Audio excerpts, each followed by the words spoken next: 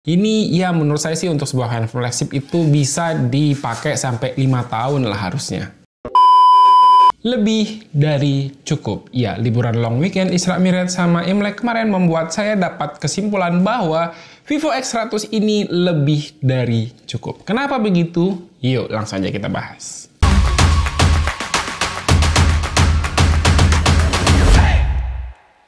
Halo, apa kabar? Ya, jadi akhir Desember 2024 kemarin saya dengan sengaja beli Vivo X100 ini untuk menggantikan dua smartphone yang sebelumnya saya gunakan, yakni Oppo Find X8 dan juga Vivo X200 Pro Mini. Buat kalian yang ingin merasakan Vivo X Series, menurut saya Vivo X100 ini bisa jadi start yang sangat baik untuk merasakan Vivo X Series. Karena kalau dicari di harga pasaran, Vivo X100 ini ada di kisaran 8,5 sampai 9 jutaan untuk kondisi second. Sementara kalau X200 yang baru itu ada di sekitar 13 jutaan, 12 sampai 13 juta. Lumayan selisih sekitar 3 sampai 4 jutaan. Buat yang belum tahu konteksnya, saya tuh udah nyobain Vivo X200 terlebih dahulu sebelum Vivo X100 ini, tepatnya di Vivo X200 Pro Mini.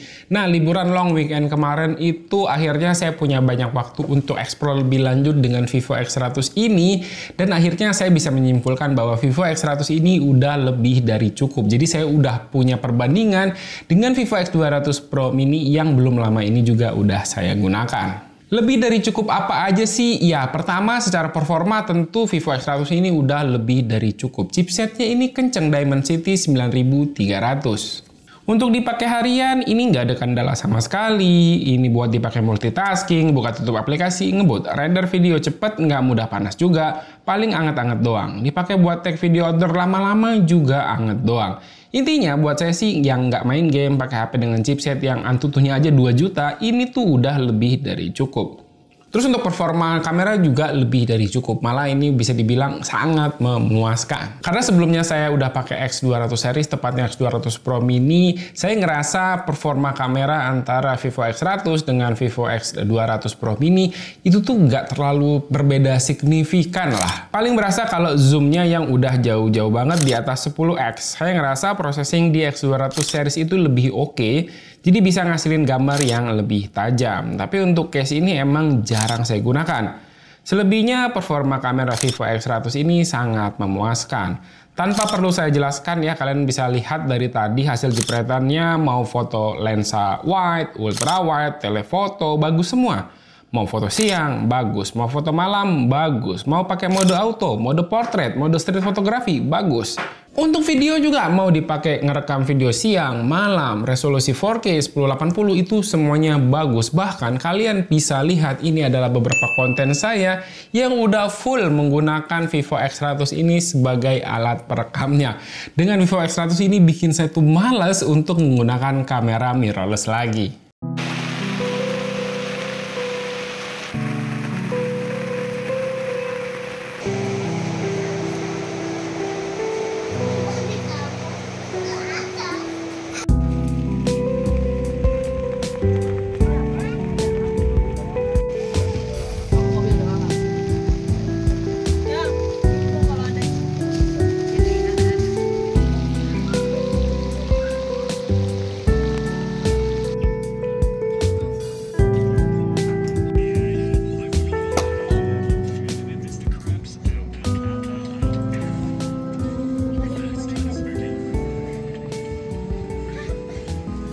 Lalu untuk layar juga Vivo X100 ini udah lebih dari cukup. Reproduksi warna bagus, kontrasnya enak dilihat. Dan kemarin saya sempat bandingkan dengan Samsung S24 FE.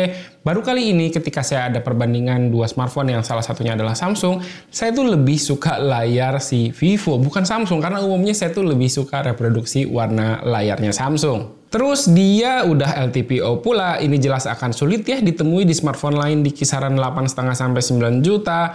Jadi bisa lebih hemat daya karena bisa running 120 sampai 1 Hz. Jadi expect baterainya akan lebih awet. Lalu apalagi baterai, ya ini juga udah lebih dari cukup ya. Untuk penggunaan seharian buat saya ini udah aman banget ya. Pergi dari pagi dengan baterainya full, itu dipakai seharian bahkan sampai maghrib atau menjelang malam itu tuh masih sekitar 20%-an. Apalagi untuk pengecasan yang mana seri penerusnya Vivo X200 itu malah bisa dibilang downgrade karena dia cuma bisa 90 watt aja.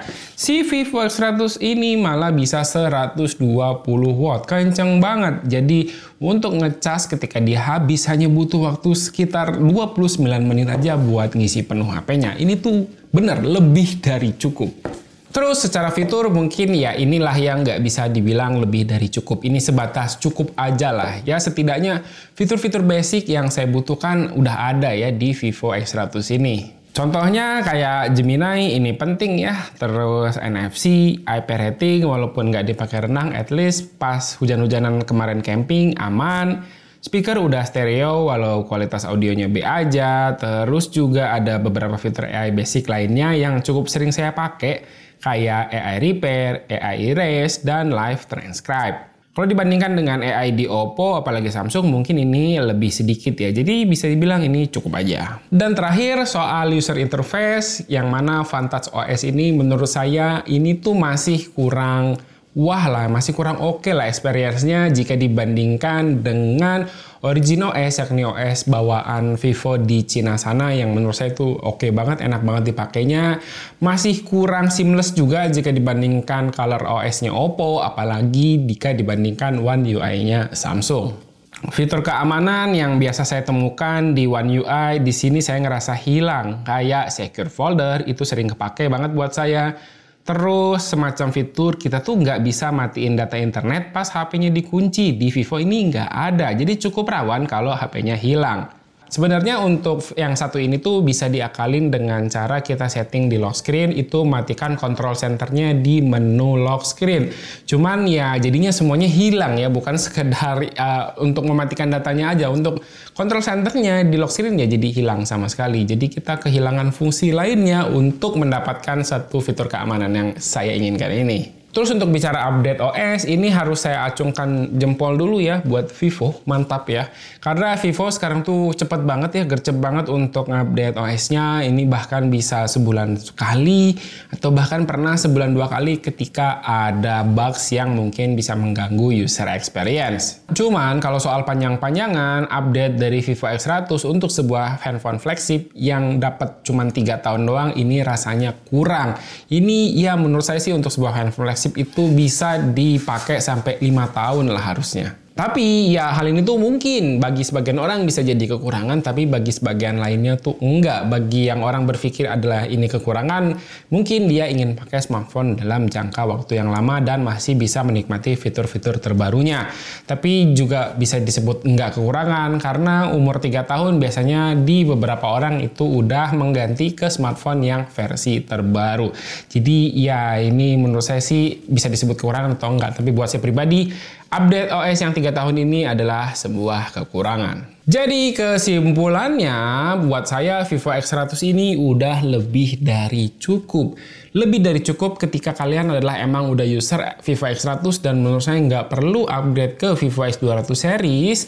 Dan buat kalian yang mungkin ingin merasakan sensasi atau experience menggunakan Vivo X series, Vivo X100 ini bisa jadi start yang sangat baik untuk mendapatkannya. Oke, segini dulu ya untuk video kali ini. Terima kasih buat yang udah nonton. Silahkan like dan share video ini jika menurut kalian video ini bermanfaat. Reni pamit, sampai jumpa di video berikutnya.